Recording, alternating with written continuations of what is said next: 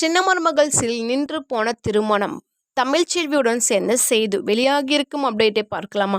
சின்ன மருமகள் சீரியல் ஒரு பக்கம் விறுவிறுப்பாக நடந்து முடிந்தது என்று சொல்லலாம். ஏனென்றால் இந்த திருமணம் சேதுவுக்கும் தாமரைக்கு எப்படியேனும் திருமணம் நடந்தேறும் என்ற விறுவிறுப்பான திருப்பங்களுடன் தான் கதைகள் நகர்த்தப்பட்டது. ஆனால் தமிழ்ச்செல்வியோட அப்பா ஒரு பக்கம் எல்லா உண்மையும் கண்டுபிடிச்சு சொல்லிடுறாங்க. இதனால தமிழ்ச்செல்வி தாலி ஒரு பக்கம் காப்பாற்றப்படுது. மறுபக்கம் என்ன சொல்றாங்கன்னா, ராஜலிங்கம் என்ன சொல்றாருன்னா, ஆதாரத்தை எடுத்து சின்ன மருமகளை வரவேற்கிறார். அதாவது தமிழ்ச்செல்வியை நீ தான் இந்த வீட்டோட சின்ன மருமகன்னு சொல்றாங்க. அதாவது ஃபர்ஸ்ட் நீ மேலே எப்பயுமே கஷ்டப்படக்கூடாது. ஏன் வாரிசு சுமந்துட்டு இருக்க நீ எப்பயுமே கஷ்டப்படக்கூடாது. இந்த வீட்டில் தான் நீ இருக்கணும், வெளியில மேலே இருக்கக்கூடாதுன்னு சொல்லி வீட்டுக்குள்ள கூட்டிட்டு வந்தார். எதற்காக வெளியில இருக்க வச்சிருப்பாங்கன்னா, அந்த போலீஸோட பிரச்சனை. அதாவது கல்யாணத்துல போலீஸ்க்கு ஃபோன் பண்ணது தாமரை கிடையாது, தமிழ்ச்செல்வி தான் சொல்லி எல்லாரும் நம்பிட்டு இருப்பாங்க. ஆனா தற்போது இந்த உண்மை வெளிவந்ததுக்கு அப்புறம் ராஜலிங்கம் என்ன சொல்லுவார்னா, நீ இனிமேல் வீட்டுக்கு வெளியே இருக்க வேண்டியது கிடையாது, என் வீட்டுக்குள்ள அதுவும் சின்ன மருமகள் நீ வரப்போறன்னு சொல்றாங்க.